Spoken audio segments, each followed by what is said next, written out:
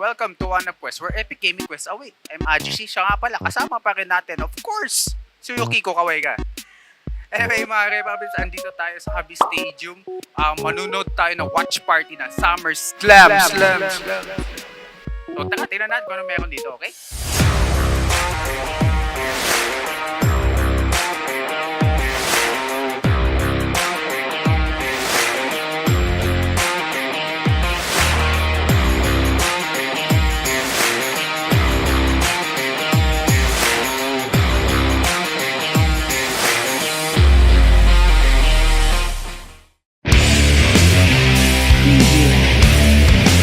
Mga Rebabs, dito pa rin tayo sa Habi Stadium and today kasama natin the Icons team. Insane icon. Super stay. Ang ganda ng cosplay mo. Parang tagal mo pinaghandaan. Actually, 5 minutes lang yung face paint ko eh. 5 minutes. Paano ka napunta dito sa Habi Stadium natin sa live watch party natin? Well, inibitahan lang naman ako eh. Well, friend ko yung head org ng watch party mismo. So, I mean, I give him a promise na pupunta ako ng SummerSlam after di ako pumunta nun. Money in the bank. So, yeah. Paano ka na-start mahilig sa wrestling? Actually, kasalanan ng kuya ko to.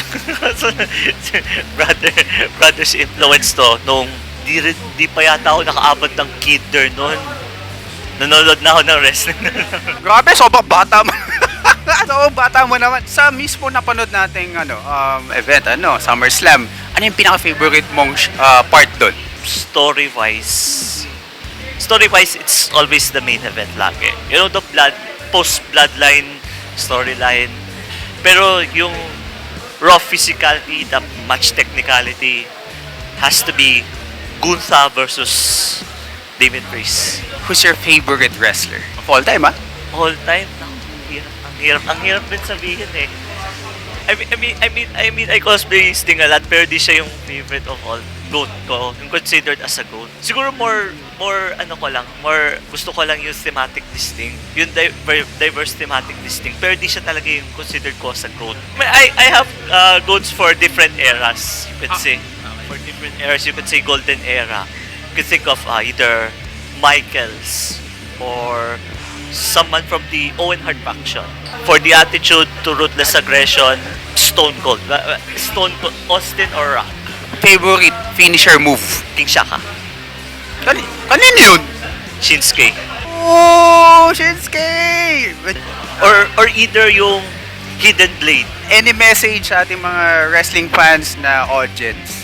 Well, Balibag niyo yung mga kasama. no, wag ganun. Join the next watch party by Pipecast Podcast. Also have a wrestling cosplay page titled Multiverse Wrestling Unlimited or /MW for short. We also do skits and performances from general cosplay conventions. Maraming salamat sa interview. Mga Republics, andito pa rin tayo sa Habi Stadium and today kasama natin si Mr. I'm the current LWO leader and multi-time world champion Rey Mysterio. Isi 619 niya ako. Paano ka napunta dito sa mismong watch party natin? Kay Kuya Ed, yung referee guy natin, like ilang beses ang sinabihan na pupunta sa watch party, but ngayon lang akong nag-decide pumunta dito sa SummerSlam watch party. Kanina, tayo nung watch party, yung palabas sa SummerSlam, right? Ano yung pinaka-favorite mong part doon? Yung story ni LA Knight about sa US Championship. Long overdue na yung title opportunity ni LA Knight. Paano ka nahilig sa wrestling? When did it start ba? Let's say, grade 4, yung usapan ng mga klase ko, even yung pinsan ko. Classmate ko siya actually one time, then ang usapan nila, sina John Cena, si Undertaker, si Eddie Guerrero. Well, curious ako. Then, one time, naglaro din ako ng SmackDown 2 sa PlayStation. So, dun ko nakilala si The Rock, si Triple H, and si Undertaker din. Then, 2005, dun ako nag-start manood full-time. Pero, yung naabutan ko, patay na si Eddie Guerrero. Wait, kung naabutan mo yun ng ganun, naabutan ko siya ng 4th year. So, ang tanda ko. Inaabangan mo din ba yung, di ba, may loading screen ng sa wrestling, di ba? Inaabangan mo din ba yung loading screen ni Sable? Oh, Who's your favorite wrestler? all-time favorite kong wrestler si Macho Man Randy Savage. Then, pumapangalaw si Heartbreak Kid Shawn Michaels. How about your favorite finisher move of all time, ah? Well, bias ko din talaga yung 619. Pero sa akin, pa rin, RKO. Actually, ang ganda talaga ng RKO all time. Oo nga, no? Anyway, bro, maraming salamat sa interview. Ay, mga Repapips, andito pa rin kami sa Hobby Stadium ngayon. Dun, dun, dun, dun, dun, dun. Anyway, kasama natin si Mr. Charles Bradshaw as your wrestling god, John Bradshaw Life. Action. Yun! Ano yung pinaka-favorite mong part nung SummerSlam na pinanood natin? Actually, there are two of them. First, I want LA Knight to be a United States champion. And it happens. Second, the returning of Roman Reigns. Ang paano ka nga pala nahilig dito sa wrestling? How did it start ba? Actually, matagal na eh. It's been a years. Siguro 2007 when I watched SmackDown. Hindi ko lang alam kung sino yung mga wrestlers na yung nakita ko. Kasi yun lang nakita ko lang is may nag-perform ng frog splash at saka steel chair shot. Yun sa SmackDown yun. So, siyempre, yung TV pa, may channel pa kami, di ba? So, doon ko lang na-recognize ko man. Yung nanonood pala akong wrestling. So, nung nag-pandemic, doon ako nag-start na nood ng mga matches. Kinikilala ko na lahat yung mga wrestlers until so now. Doon ko na nahiligan ng wrestling din. At hindi lang naman din ang main reason ko bakit nahilig kong wrestling. Kasi gusto ko rin may motivate yung sarili ko. At ang pinaka most important dyan, pagdating sa relationship, kaya ko siyang protektahan. Swinging neck breaker, kaya kong gawin. Sino yung pinaka-favorite wrestler mo? Nandito na sa harap mo. Obvious ba? You don't need to question that answer. Kasi alam mo na yung cosplay character ko. At ito ang considered as my signature cosplay character is none other than the wrestling god, John Bradshaw. Ayun, tama nga naman. Napaka-obvious naman. How about, bro? What is your favorite finisher move of all time? One of my most favorite finisher of all time is RKO from Randy Orton. Meron ka na bang na-spear sa totoong buhay? Hindi pa ako nag-perform ng spear pero close line from hell marami na. Yung mga konggoers na gusto magpa-close line from hell, ginawa. Parang ayaw. Wrestling fan sila eh. Okay. Siyempre, mga wrestling fan ng mga konggoers, di ba? So, siyempre kami mga wrestling cosplayers eh, bibihira lang no, kasi ito sa amin.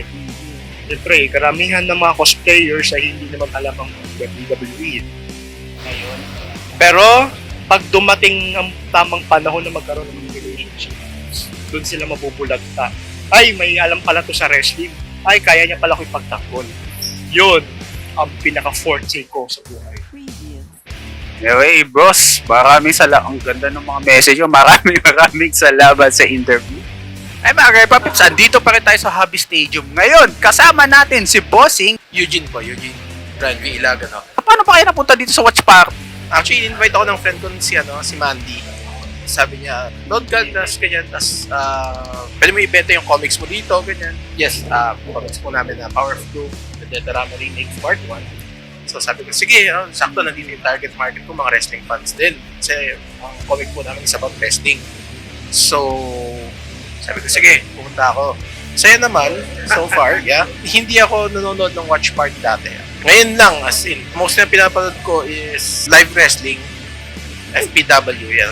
Ngayon lang ulit ako bumalik sa, mga ngayon lang ng mga taon na ito bumalik ako sa wrestling. Fan ako ng wrestling nung bata ko, yung mga kapatid ko mahilig na manood ng WWF, Attitude Era. Kung kilala sila Hogan, kilala ko sila The Rock, Stone Cold, ganyan. Favorite finisher nila? Pinaka-iconic talaga is pedigree. Wala nang tatapat para sa akin, pedigree talaga ang pinaka-best finisher para sa akin. Saan kaya nakuha ni Triple H yung pedigree? Are you thinking what I'm thinking? Actually, nung bata ako, akala ko kaya ng aso. Yun nasa isip ko eh. So ito naman, etong ginawa nating comics, artist kayo! Well, artist ako, pero part ako ng team. Writer ako, tsaka yung inker. Artist name. Eugene Ilagan po. Ano ulit yung artist name ko? Nakalimutan ko na. Hi, I am Pandaman. Hi. Can you tell us something dito? Parang, ang lupit eh. Sorry Kanina ko pa tinitignan yan. Project namin itong mga apat. Si Mr. Calvin Pahe, si Jake, nakalimutan ko mga apelido ni Jake. Sorry babalikan kita, Jake. Ako yung writer, tsaka ako rin yung inker, tsaka yung cover artist namin si Miguel Villaor. Alalahanin ko pa rin yung pangalan ni Jake. Okay lang yan, boss. Actually, ako din. Sorry, Jake, nakalimutan ko pangalan. Boss, tungkol saan ba ito? Ang Power of Doom kasi, parang siyang, talaga, kung titignan mo, parang siyang Kinnikuman. Ganun. Ang pinagkaiba lang nila, halos lahat ng mga tao dito may powers. So, ibig sabihin lahat ng mga tao dito, talagang wrestler talaga. Parang wrestling ang main deciding factor nila. Sa lupa, ganyan. Divorce, right? May drama ba yan? Oo, may drama to. Pero nagsisimula pa lang kami. Kaya yung drama is medyo mababaw pa. Tsaka, itong Power of Doom, written and made by wrestling fans din. Yung importante doon, made by wrestling fans. Gawa sa puso yan, mga Repa Peeps. Anyway, boss, thank you so much sa pagpapunlak sa amin. Mga Repa Peeps, nandito pa rin tayo sa Happy Station. And today, kilala niyo pa ba yung kasama ko? Boss, name ulit. Eduardo Ocop Pampilon, ang inyong WWE referee cosplayer. Boss, ako dapat yung may hawak ng... Referee, nasan na yung suot nyo? Kahubad ko lang katatapos lang ng aming watch party na aming in-organize. So, isang successful, full house. Sobrang overwhelming. Grabe naman yung energy kanina. Ramdam na ramdam ko eh. Ang ganda. Napanood natin SummerSlam. Pinaka-favorite yung match doon. Actually, yung sa last match yung kay Cody between Jacob Band. Ang dami naglabasan, hindi ko expect na. Tapos nga, grabe yung lumabas si Roman Reigns. Grabe yung lumabas yung balahibo ko talaga. As in, nasa isang lugar nga lang ako sulo kanina eh. Sobrang natulala ako. Tapos na-realize ko na napasigaw na lang ako sa sobrang Last time interview ka namin, hindi ka namin natanong sino yung pinaka-favorite wrestler niyo? Hulk Hogan, Ultimate Warrior, Eddie Guerrero, and Rey Mysterio. Naman yung line-up na yan, napaka-legendary. Boss, favorite finisher mo? Yung kay Ultimate Warrior. Paki-invite naman yung mga audience natin dito sa Watch Party. Okay, sa susunod namin watch party, sana maka-attend kayo. Di pa namin alam kung matutuloy yung bus in Berlin kasi madaling araw. Pero after nung bus in Berlin, yung Bad Blood ba yun? So balik to regular programming tayo ng umaga. So come, enjoy yung experience. Grabe. Bilang isa sa mga nag-organize ng watch party, isa ako sa sobrang natutuwa at saka kita ko mga fellow natin fans na naging. Boss, maraming salamat ulit. Pero sa dito pa rin tayo sa Hobby Station na bigyan tayo ng pagkakataon ma-interview si Bossing Manny. Boss Manny, ang ganda-ganda dito. Paano po ba nag-start to? Paano nag-start is, syempre, kinausap namin ang Hobby Stadium na mga host. Naging magandang host para sa aming mga mahilig sa wrestling. Kasi ang lead ng wrestling community sa Pilipinas. Kasi nandyan to ng mga normal na Pilipino na tanda-tanda mo na naniniwala ako sa wrestling. And yung mga ganung bagay. So we're trying to break the mold na wrestling is like being a fan of Marvel movies, DC, K-pop, everything else that you're lang din siya. And Hobby Stadium was kind enough to let us rent the place.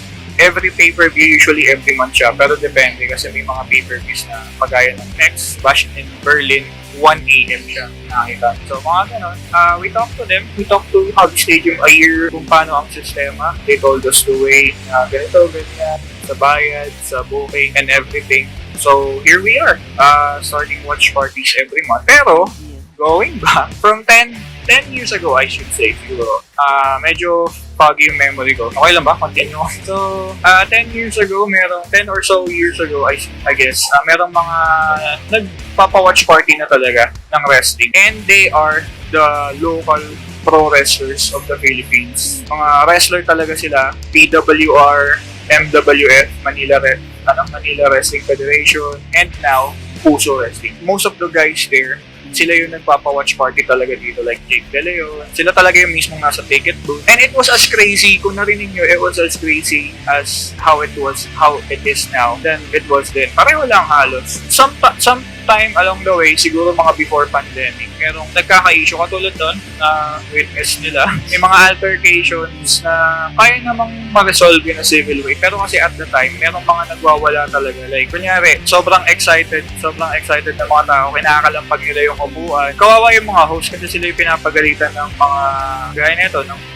sports bar, skinny mics kasi yun sa beach. And then the pandemic hit, and then nawala to yung mga ganito kasi every year ako halos sa mga. Tapos, last year yata or 2 years ago, ang nagpapa-watch party na is people who are doing podcasts for the longest time, for 10 years I guess, which is called, Wrestling Podcast. They've been good so far, pero may mga issues na nangyari after Survivor Series, I guess. Parang merong mga differences about sa props, about sa belts, can of worms na siya, and parang nagkaroon ng divide sa wrestling community.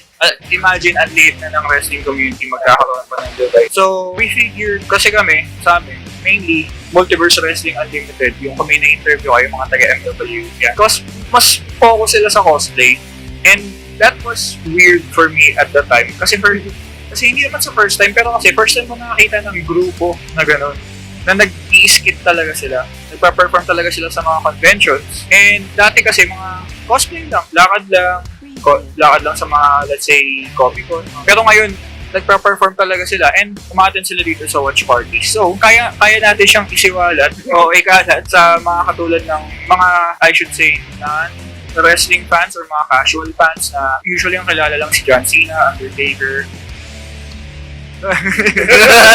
Pero that's fine kasi di ba, we all have our own preference, diba? Tama. So, ayun.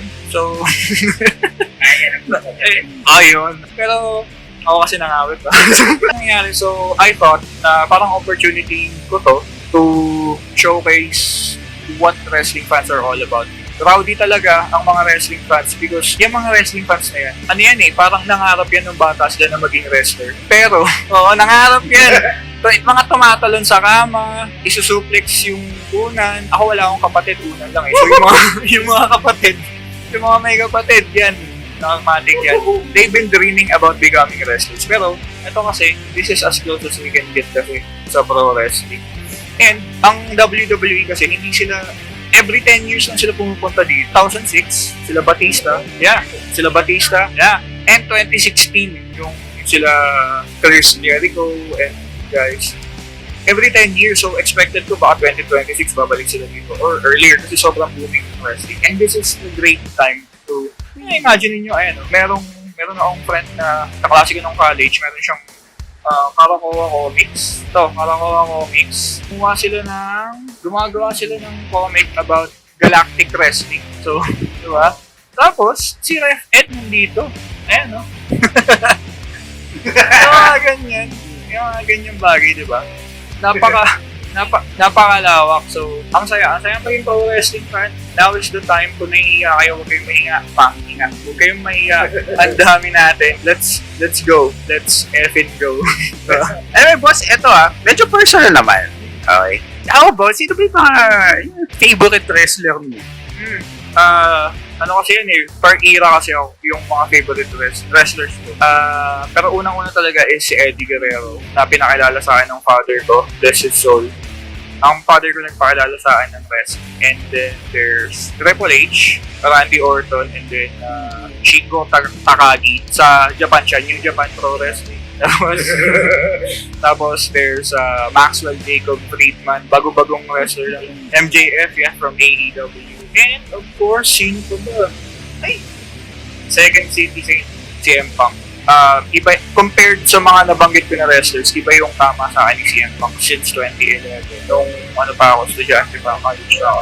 So, yun nga pala, di ba, CM Punk, yung mga mahilig kay CM Punk, medyo may konting pagka-rebelde yan. Kayo ba rebelde din? Well, teenage years, I should say, yes. Kasi solo nga lang ako. Rebelde sa magulang, bawal mag-shota, focus sa pag-aaral, mga ganun. O yan, mga ganung bagay. Pero adulthood ay siguro, kasi hindi, kagaya nung nakita nyo kanina, hindi ako takot sabihin yung nasa isip ko about a certain situation na hindi comfortable para sa lahat. Kasi, ano yan CM Punk, he is built as rebelde, pero ang totoo yun, he just wears his heart in his sleeve. Kumbaga, madali siyang matrigger, yung mga, wala siyang filter sa bunganga. The pipe bomb promo and everything. Although filtered yung pipe bomb mismo.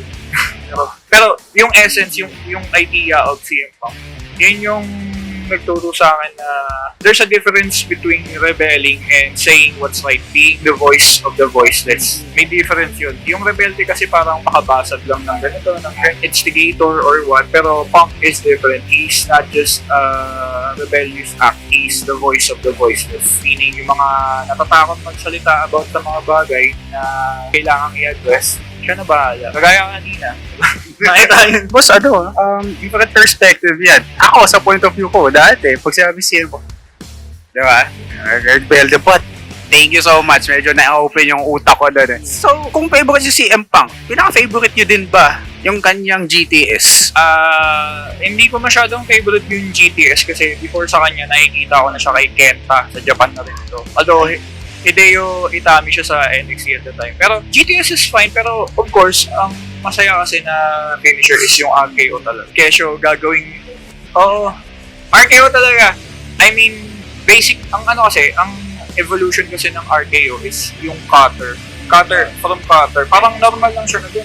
Pero si Orton ang nag-revolutionize nung out of nowhere. Yung mga ganun. Tapos naging meme.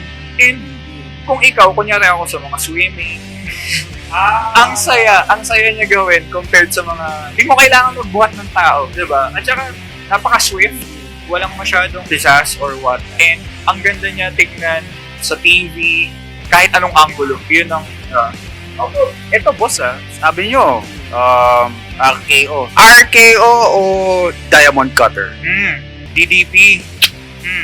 RKO, syempre. DDP, I love DDP kasi meron ako ng DDP o ganyan. Pero yung DDP, yung Diamond Cutter kasi is basic cutter lang siya, ganun lang yun. Kasi short history lang, si DDP, hindi talaga siya wrestler nagsimula. Parang mga 30 plus years old na siya nagsimula maging wrestler. Unlike yung iba na teenagers pa lang. Kaya yung mga basics lang ang nagagawa niya. Kasi manager talaga siya nagsimula, hindi wrestler. Hindi siya nag-training ng wrestling. Late na siya nag-wrestling. So imagine the athleticism compared kay RKO.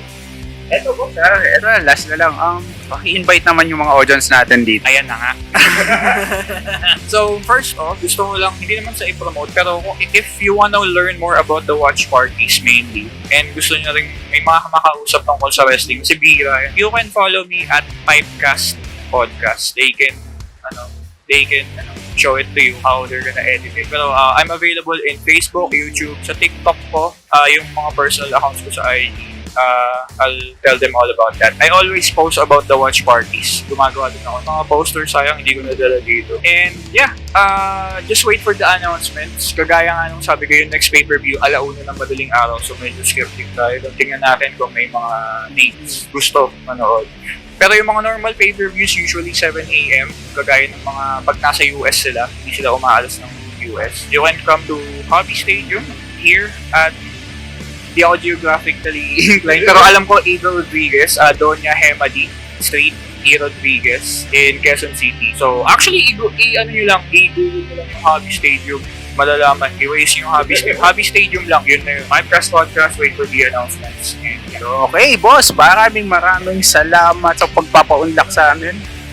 Pare, Papips, katatapos lang ng evento. Grabe, ang lupit ng mga finishing moves nila. Gusto ko din gawin yun sa pusa ko. Joke lang.